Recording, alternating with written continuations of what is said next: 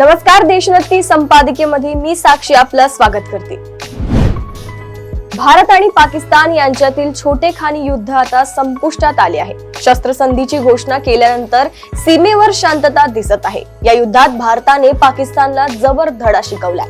पाकिस्तानचे दहशतवादी अड्डे भारताने उद्ध्वस्त केले आहेत। शिवाय पाकिस्तानच्या काही लष्करी हवाई तळांचेही फार मोठ्या प्रमाणात नुकसान झाले आहे।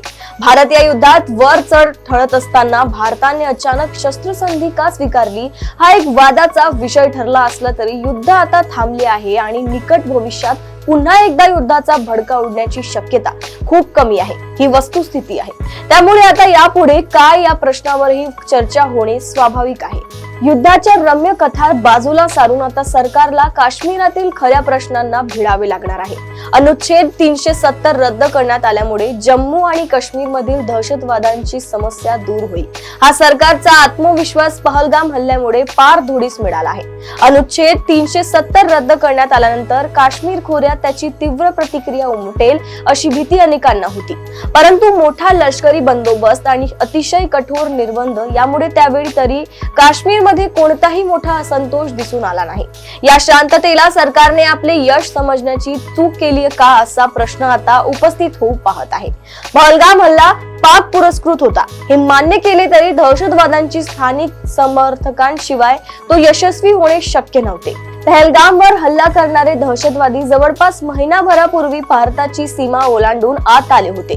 त्यानंतर त्यांनी हल्ल्याच्या ठिकाणची रेकी केली, हल्ल्याचे नियोजन केले। या सर्व काळात त्यांनी स्थानिक लोकांचे, ज्यांना अलीकडील काळात ओव्हरग्राऊंड समर्थक म्हटले जाते, अशा लोकांची मदत झाली।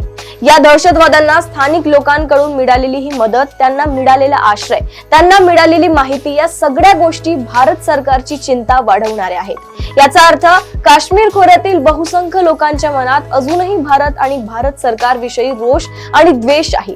त्याचाच प्रत्यक्ष किंवा अप्रत्यक्ष फायदा पाकिस्तान उचलत असतो। त्यामुळे काश्मीरमध्ये खऱ्या अर्थाने शांतता नांदायची असेल आणि खऱ्या अर्थाने काश्मीरला भारतीय भूभाग बनवायचे असेल तर केंद्र सरकारला तेथील लोकांची मने जिंकावी लागतील। हे होत नाही तोपर्यंत दहशतवादाला आळा घालणे किंवा कोणत्याही सरकारला शक्य होईल असं वाटत नाही। स्थानिक जनतेची मदत, सहकार्य आणि सहानुभूती नसेल तर पोलीस किंवा लष्कर प्रभावित ठरू शकत नाही।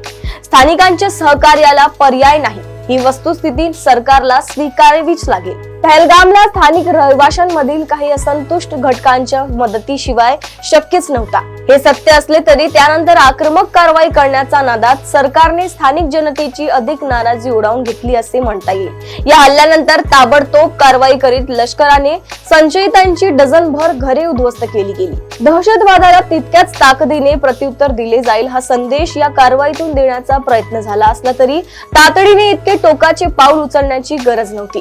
खरे तर या हल्ल्यात काश्मीरी जनतेचा पोटा पाण्याचा व्यवसाय ज्यांच्यावर अवलंबून आहे अशा पर्यटकांनाच लक्ष करण्यात आल्याने स्थानिकांत आधीच दहशतवाद्यांविषयी असंतोष निर्माण झाला होता।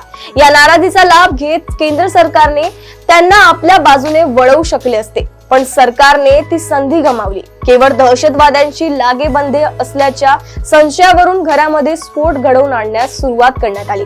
त्यामुळे एरवी भारताविषयी सहानुभूती बाळगणाऱ्या काश्मीरी जनतेच्या मनातही चलबिचल निर्माण झाली। या पृष्ठभूमीवर जम्मू काश्मीर मधील समस्या सोडवण्यासाठी मोदींना त्यांच्या धोरणाचा पुनर्विचार करावा लागेल किंवा त्यांनी तो करावा अशी अपेक्षा आहे। काश्मीर खोऱ्यातील दहशतवादांचा अंत करण्यासाठी स्थानिकांची मने जिंकावी लागतील, तेथील रहिवाशांना आदर आणि सन्मानाने वागवावे लागेल। अशाच राजकीय घडामोडी व अपडेट सोबत पुन्हा भेटूया देशोन्नती संपादकीयमध्ये। बघत रहा देशोन्नती। नमस्कार।